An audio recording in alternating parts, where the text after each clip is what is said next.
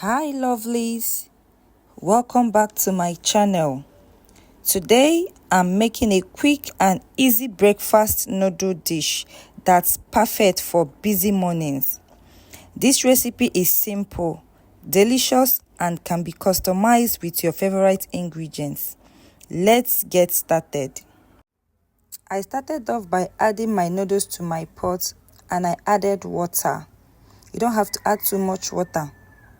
I covered and allowed to cook.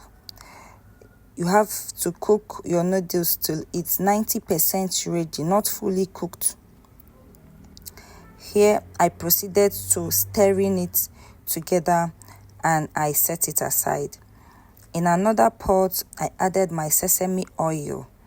This is the best oil I love using for this recipe. I added my onion and sauteed it. I left my onion till it was very tender and fully cooked. I proceeded to add in my carrots.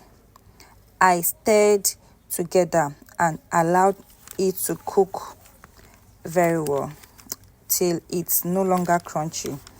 I added my pepper spice and the noodles spice. I stirred together and make sure that everything is well combined. I proceeded to break in my eggs and I added my eggs into my pot and I stirred. I don't like congealed eggs in this recipe.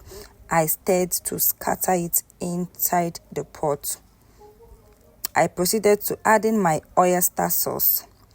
This sauce is a game changer in these noodles. I added my oyster sauce, the quantity I need. I proceeded to add in my dark soy sauce. Yeah, I did. I stirred very well. I stirred to combine all the ingredients. By this time, your kitchen, the aroma of your kitchen will be very powerful. I added my pre-cooked noodles. Remember, we cooked it till it was 90% ready.